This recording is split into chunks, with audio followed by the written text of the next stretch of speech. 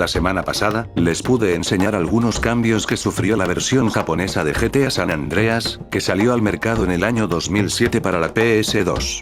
En aquella ocasión, les mencioné que los desarrolladores tomaron como base la segunda edición, para lanzar el juego en el país asiático, y en vista del gran apoyo que recibió por parte de ustedes, he decidido que el día de hoy vamos a profundizar más en ese tema, ya que existe poca información al respecto. Así como sucede en computadora, para la Play 2 también existen al menos dos versiones, la 1.0 y la 2.0. Lo curioso es que lo puedes encontrar en distintas presentaciones, y si no estás demasiado enterado del asunto, podrías pensar que son iguales. Es por eso que trataré de explicar en qué consiste cada una. La versión 1.0, por obvias razones, fue la que se lanzó al mercado el primer día, el 26 de octubre del 2004.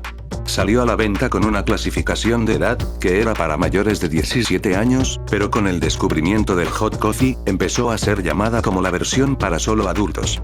Así es, así como pasó en PC, Rockstar tuvo que eliminar todo el contenido relacionado con el minijuego sexual en las consolas, y eso dio paso a la versión 2.0, donde además corrigieron algunos bugs, de los que hablaremos más adelante.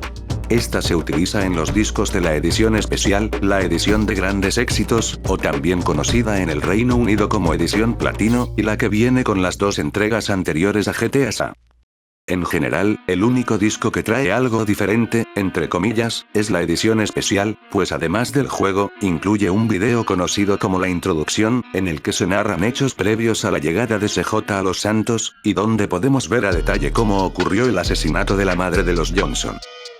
Debido a que se hicieron cambios en el código principal del juego, las partidas de la versión más antigua son incompatibles. De hecho, ni siquiera son detectadas. Sin embargo, el juego puede reconocer partidas que se hayan guardado en la versión japonesa, pero igualmente es imposible utilizarlas. En cuanto a los cambios que se hicieron, ya sabemos que eliminaron todo lo relacionado con el hot coffee, así que empecemos con los ajustes en las misiones. En la misión, Life Savage, cuando tenemos que bailar en la playa, redujeron el puntaje requerido, ya que en la primera versión tocaba llegar a 4000 puntos como mínimo, mientras que ahora solamente nos piden 2500. Esto, por supuesto, lo hicieron igual que en PC. Otro cambio que se agradece enormemente, se hizo en la misión, Ataque Aéreo, ya que originalmente teníamos que aguantar en combate, 3 minutos y 20 segundos. Le aplicaron una reducción de 15 segundos, y bajaron un poquito la frecuencia con la que aparecen los aviones. Antiguamente costaba más de un intento completar esa misión, por la dificultad que tiene el apuntar con precisión a tantos objetivos, de manera muy rápida. No sé ustedes, pero para mí la misión más complicada de todo el juego, es Supply Lines, en PS2. Eso sí, especialmente en la versión de lanzamiento, ya que allí existía un bug, en el cual se gastaba constantemente el combustible del avión, aunque no estuvieras acelerando. Este fallo fue centro de atención por parte de Rockstar, ya que muchos jugadores se quejaron por eso, así que lo corrigieron de cara a la segunda versión, y al parecer allí incluso aumentaron un poco más la duración del combustible. Debido a que la misión es muy larga, decidí aumentar la velocidad del video para que puedan notar la diferencia entre las barras. Cabe destacar que estuve acelerando prácticamente todo el tiempo, en ambas ocasiones.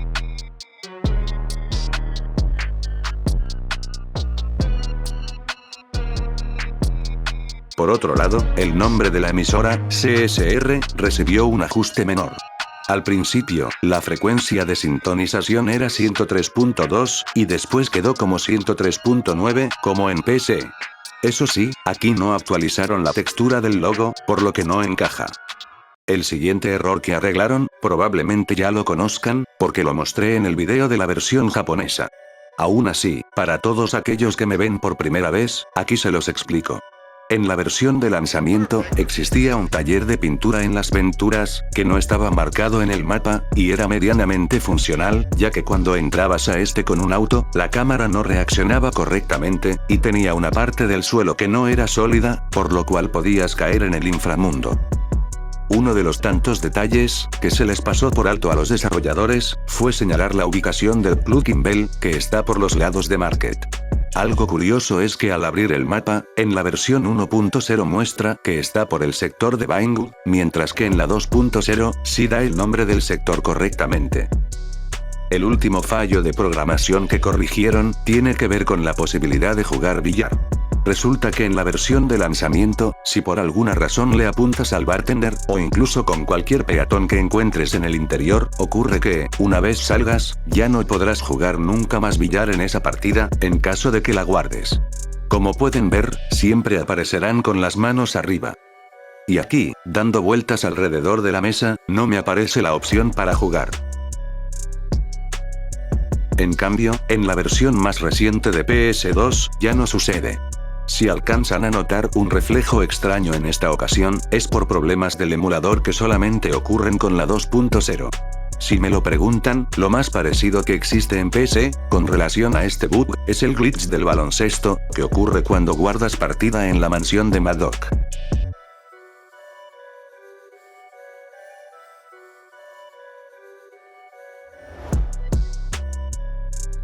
Pues vale, ya hice lo que les mencioné hace un momento, y como pueden notar, ya todo está normal, no hay personas asustadas ni nada por el estilo.